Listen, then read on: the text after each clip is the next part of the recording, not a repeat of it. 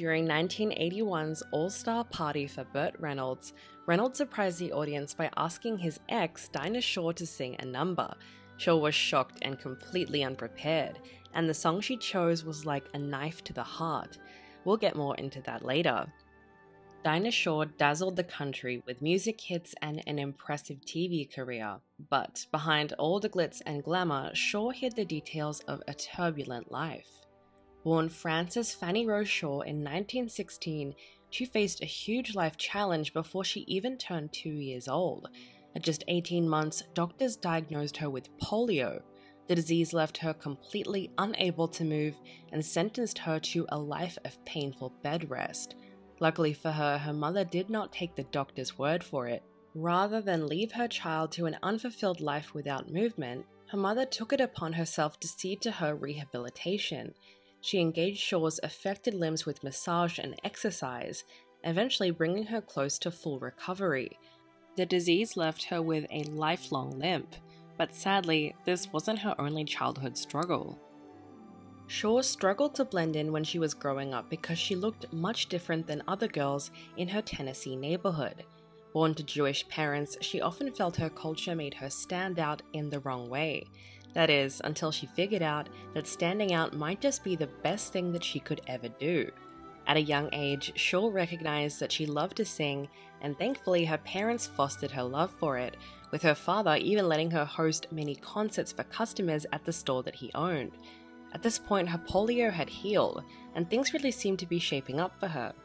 But sadly, to her total surprise, she had yet another tragedy coming for her. While she was still in her teens, Shore lost her mother to a heart attack. The loss likely affected her deeply, especially since it happened at such a young age. Somehow though, she managed to go on and find the strength to pursue her dreams. During her college summers, Shore took off to New York City to try her luck as a singer.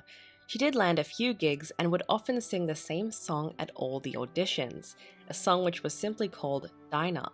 At one of these auditions, she just so happened to meet a DJ who could not remember her name. So instead he called her Dinah Girl, and eventually the name stuck, giving her the perfect stage name for her new persona. But she still had a really hard time breaking into the music industry. Once she graduated and moved to New York City full-time, Shore actually failed a lot of major auditions. In the thick of the big band era of American music, joining a band seemed like an obvious first choice. Unfortunately, she just could not impress them enough to land a spot. She then decided to take things in a totally different direction. Shore made the brave choice to go solo, which was a huge risk. Back then, very few solo artists actually saw much success. She started small and eventually landed a gig on the radio in 1939. Audiences quickly fell in love with her voice, and she rose faster than many thought a solo artist could. Over the next few years, Shore continued to sing on the radio, which soon led to a recording deal. She made several hit singles, with her music topping charts at each turn. But it wasn't just the music. People loved her bubbly nature and welcoming personality. Before long, she caught the attention of a man that she couldn't deny. Just as her career started to take off, she met actor George Montgomery. At first, it really seemed like a whirlwind Hollywood romance. Reportedly, he fell in love with the same Shore her fans adored, and she fell right along with him. The two of them got married in 1943 and brought 2 children into the family, including 1 adopted child. And as far as Hollywood families went, theirs seemed picture perfect. But beneath the surface, a hidden darkness was starting to show. While they were married, Shore's star continued to rise. She crossed over from music into film, and eventually into television as well. For nearly 2 decades, it seemed like everything she touched turned to gold in the entertainment industry, with her hits doing record numbers. But behind the scenes, Shore's home life slowly but surely began to fall apart. Some reports indicate that Montgomery started to get jealous man syndrome, taking issue with his wife's work. The thing is, he was still working as an actor, but his success didn't hold a candle to that of his wife's, which meant that he was pretty much known as Dinah Shore's husband, and eventually it all became too much for him. To make matters worse, rumors of infidelity started to swirl around the couple. In 1961, Montgomery traveled abroad to film the movie Samar, with the notably gorgeous Ziva Rodan as leading lady. He most likely traveled to work throughout the marriage several times, but this time, the news coming back to Shore completely broke her heart. And the press was relentless, as reports of a torrid affair taking place between Montgomery and his co-star littered the tabloids. People close to Shore said the news broke her, as her husband also neglected to keep contact with her during his trip. Even worse, it was also not the first time that he had allegedly cheated on her. Reports allege Montgomery also involved himself with another Hollywood beauty, Diana McBain. These affairs supposedly pressed on Shore's greatest insecurities, because she just didn't see herself as anywhere near as beautiful as these movie stars. But don't feel too bad for her yet, because Shore apparently got caught up in some entanglements of her own. Although she's never confirmed it, some reports claim that she engaged in a long-time affair with another famous singer, Frank Sinatra. They allegedly did so in the 1950s, halfway into her marriage. At least one memoir on Sinatra affirms this, and with the way of Hollywood, it's not hard to imagine that Montgomery heard about it too. Either way, the end of their marriage seemed imminent. When they finally divorced in 1962, Montgomery and Shore came out with their own explanation. They insisted their demanding jobs just made them grow apart. This is definitely possible as it is that they made up that story to hide something more salacious. Unfortunately for Shore, her marriage didn't end up being all she lost that year. Among all the stress of the end of her marriage, Capitol Records dropped her from their label. To be fair, her success in the music industry had started to wane over time, but it still must have been an unexpected blow to her career. Although you might say this was her rock bottom, it was just the stepping stone she needed to disappear from Hollywood for a while and refocus on herself. Not long after finalizing her divorce in 1962, it seemed like she found love again. Shore married a tennis player named Maurice F. Smith less than a year after leaving Montgomery. Now, there is such a thing as quick romance, but to go from a divorce to a second marriage in about a year definitely seems a bit drastic. Shore probably came to regret the speed with which she married Smith, judging by the things she claimed about him later on. For one thing, she reported that her new husband could be very controlling, so much so that she couldn't make an independent decision. Worse than that, she claimed that he severely mistreated her. Thankfully, our girl didn't put up with it for too long. Less than a year after the wedding, she divorced her second husband. At this point, she might have sworn off all men, because for the next few years, Shore focused her attention on her children and nothing else. It was only in 1970, with her children much more grown up, that she finally felt ready to return to entertainment full-time. And when she did, she came back with a vengeance. Shore returned to television screens and bounced back into popularity by starring in her own variety show, Dinah's Place. The audiences loved her and her unique interactions with celebrities. Rather than hosting sit-down interviews, she encouraged her guests to teach her and the audience their hidden skills. Once again, her star rose with no sign of stopping. Then came the one episode that changed her life forever. In 1970, Shore welcomed actor Bert Reynolds to an episode on her show. Though still technically at the beginning of his career, Reynolds already boasted several successful television and film roles.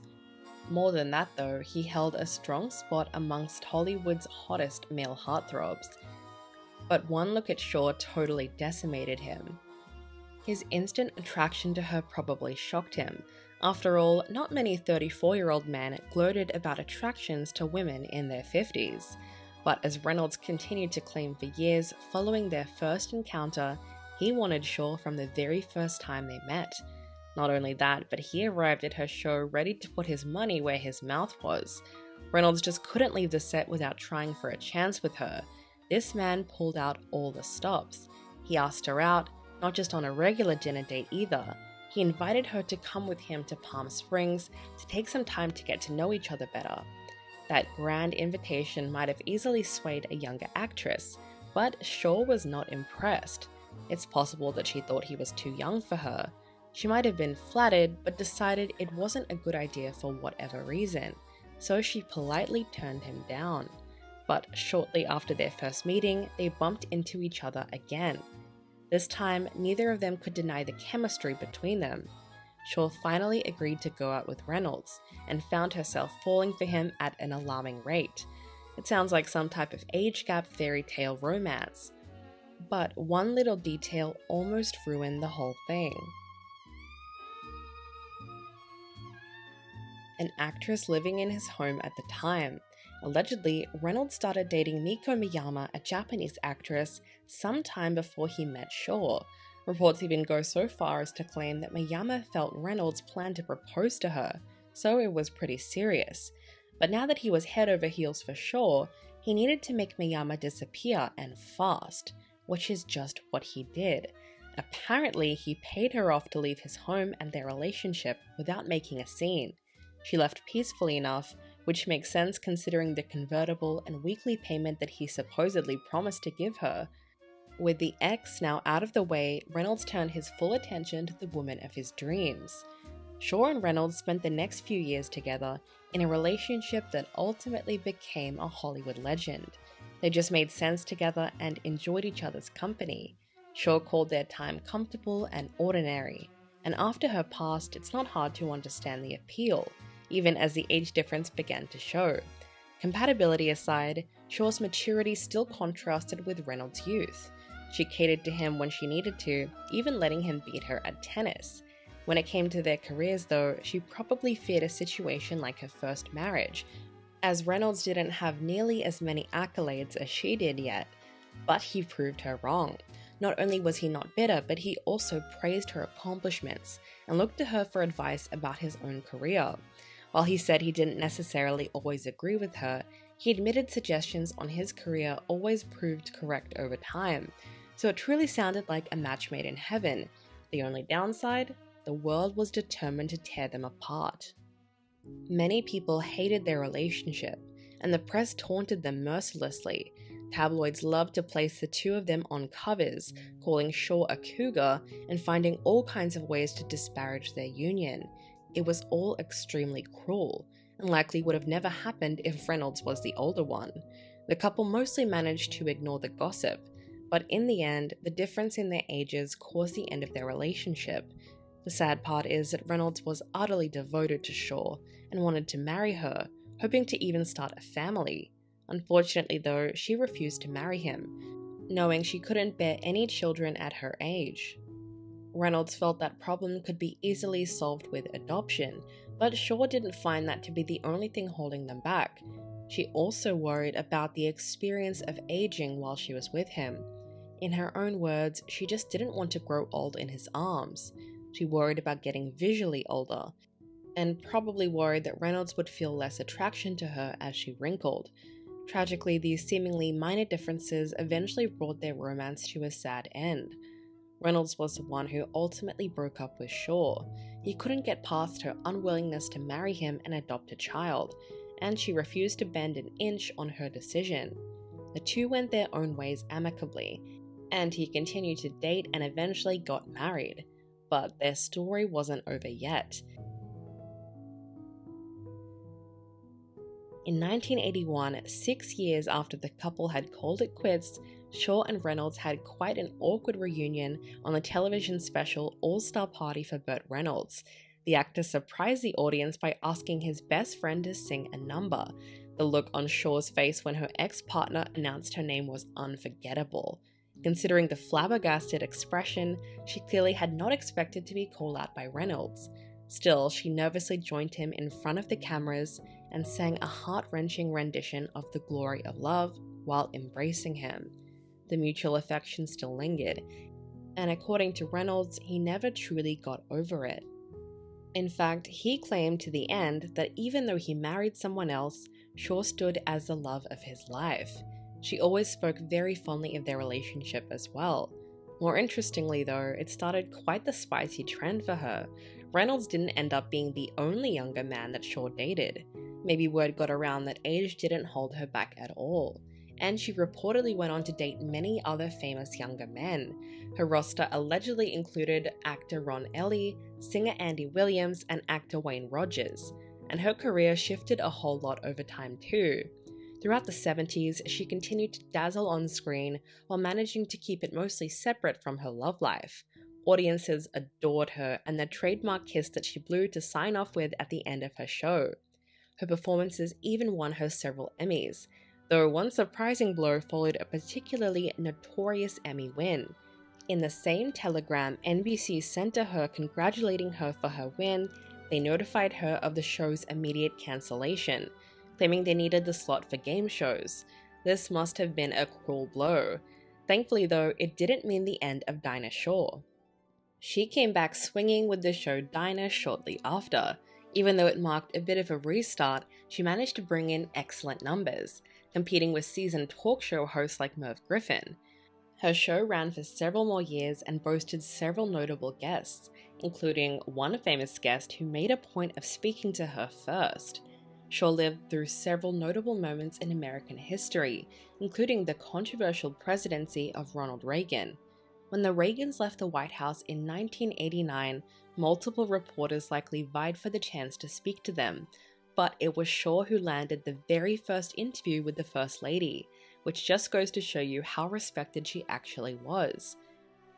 And besides that, entertainment wasn't the only place where she shined. While she enjoyed playing tennis, she also excelled in a sport that women didn't involve themselves too much with in her time: golf. It started with a request for her to host a tournament, and ended up cemented in sport history. After hosting that tournament in 1971 in Beverly Hills, California, Shore became an avid player of the sport, using her influence to encourage other women to play as well. Her influence did so much that the country club named the tournament after her. This is even more impressive when you realize that she shouldn't have been allowed there in the first place. Even before the tournament, she became the very first woman granted membership at the Hillcrest Country Club. Her wealth and popularity likely played a huge role in this move, but she still didn't take it for granted. She made a point of encouraging other women athletes and members to be permitted at the club. And as she grew older, Shore found even more ways to be great. She gave money to multiple causes, including charities for cancer research and children's health. She also established the Dinah Shore Foundation, which continues to serve charities. With her personality, talent, and heart for others, Shore continued to amass accolades to the very end. Though Shore left her Tennessee hometown for California in her youth, she always maintained her southern charm and personality. Because of that, they named a street in her honor, Dinah Shore Boulevard. She also won several spots of honor, including a star on the Palm Springs Walk of Stars and a spot in the Television Hall of Fame. Shore contributed to America's entertainment for over 40 years. She was the perfect transitional figure for women in changing times. She was independent, intelligent, self-confident, and accomplished, while at the same time, she projected an image of warmth and femininity. She matured nicely on television, which proved to older women that aging was not a curse or a disease. By 1980, at the age of 65, Shore decided to go off the air and take it a little easier. It was only a few years later that she still decided that she had one more show left in her, and that show was A Conversation with Dinah, which ran on the cable network TNN from 1989 until 1992. The half-hour series consisted of one-on-one interviews with the likes of Reynolds, Sinatra, Hope, and former First Lady Nancy Reagan. In 1993, doctors diagnosed Shore with ovarian cancer. She sadly succumbed to the disease the very next year, just days before her 78th birthday. Her family cremated her, spreading her ashes among family members and burying the rest at 2 memorial cemeteries. Fans were extremely upset by her passing, as she was such a beloved figure by the end of her life. With a career that spanned over 6 decades, Shore left an incredible mark on the entertainment industry and became one of America's most loved celebrities. Her influential career and timeless music continue to inspire and empower women, making her a trailblazer in the industry. Today, her legacy continues both through her music and through the many female talk show hosts that walked through the doors that she opened. More than that, the love story of Shore and Reynolds continues to resonate with fans and serves as a reminder of the complexities of love in the public eye. Each left an incredible mark on the entertainment industry, with Shore's contributions to music and television inspiring countless artists, and Reynolds' iconic roles influencing a generation of actors. Their romance, which is characterized by passion and resilience, remains a fascinating chapter in Hollywood's history. If you love this video and want to see more like it, please be sure to like and subscribe. We'll catch you in the next one.